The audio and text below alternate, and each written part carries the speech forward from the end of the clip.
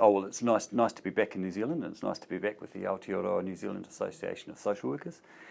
My name is Rory Truell. I'm the Secretary General for the International Federation of Social Workers, and I work at the head office environment in Switzerland.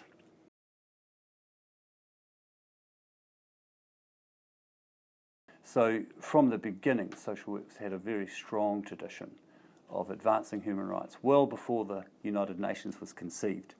And I know that social workers were very instrumental in supporting the development of the International Declaration of Human Rights as well. We're also mindful that in addition to the International Declaration of Human Rights and the laws that have subsequently been applied in many countries, that human rights also come from a tradition of trade unions, feminist movements, women's movements, anti-racism movements, and community solidarity to exercise people's right to live equally alongside others. And so there are many traditions. One of the big supporting factors for the modern profession, the contemporary profession of social work, was the civil rights movements that swept the world in the 1960s and 70s. And that was a time in which energised social work and helped it propel forward to embed human rights in every core curriculum throughout the world. Well, social workers work in a human rights context every day, and social work has a particularly interesting way of understanding human rights, because when a social worker works with a family, there's competing human rights in every intervention. There's the rights of the child, there's the rights of the mother, the rights of the father, the rights of the family as a whole, the rights of the culture, the rights of integration with the community, the rights of access to services. And so social workers, being systems-based thinkers, are trying to draw people together and to build solidarity and understanding between systems that might advocate different rights and people in one family that might advocate different rights. So what social workers do on a daily basis is try and build a consensus understanding of rights, and to try and build tolerance and find common objectives and meaning between peoples, which brings a synthesis of rights. And so the social work profession has an enormous contribution to make to the political field of trying to understand the implication of human rights. And I think this is why social workers make very good politicians, and social workers make very good advocates for change, because they are trained and extremely experienced in building consensus and understanding of competing rights.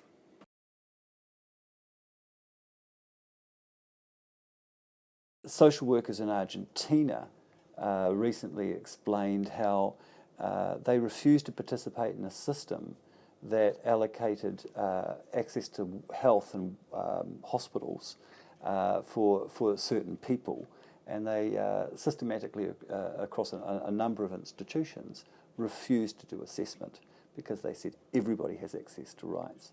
Now, after a long advocacy process and refusal to participate in their system, they won that, and they changed the health system within the region that they were working to make sure that all people, regardless of their background, had access to health services. So that's a very powerful example of the work that social workers do in implementing human rights. So another example of social work impact on human rights comes from Costa Rica quite recently, where Costa Rica has a background and a history of World Bank funding the economy, an economy that sustained over decades just under 40% people living in absolute poverty. So that's 40% people living under $2 a day. And the social workers of the country recognised that the system is actually just maintaining people in poverty. It's maintaining people living in slums, living without education, living without health facilities, living pretty difficult and shortened lives. And so the social workers got together and worked with the government to introduce a new piece of legislation to change the dynamics of this 38% population. And in English, the legislation is called Bridge to Development. And they managed to get the Department of Justice, the Department of Education, the Department of Social Services, and the Department of Business Development to share common objectives. Now, no extra funding came with this legislation. They had to work with the funding constraints that they had.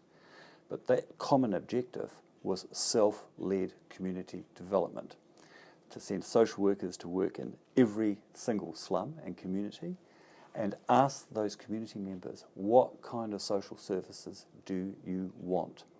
What do you want your children to have as they grow up? Now, different communities had different things, but in all of those communities, they identified issues such as gender-free violence, education, not just for children, but the older people said, well, what about us? So education for all the generations. The social workers asked, what skills do you have that could be supported as business development? People talked about their sewing capacity. People talked about their tourism guidance in the forests and the beaches of Costa Rica. And they didn't know how to do business planning, and there was no connection with any other business of which they could develop a partnership. So through applying a multi-dimensional approach to poverty eradication, to social development, without any extra funding, within the first 6 months of this legislation, the official poverty rate dropped 6%. On the multi-dimensional poverty scale, it dropped 42% in the first 12 months. So this was a social work-led and nurtured piece of legislation, which is now the most progressive understanding for how to do social development from the UN perspective. How does this relate to rights? It relates to the right to have well-being, to have health, to have education, to the right for self-determination for the people of Costa Rica. This is a really exciting model that has shown the effect of social work.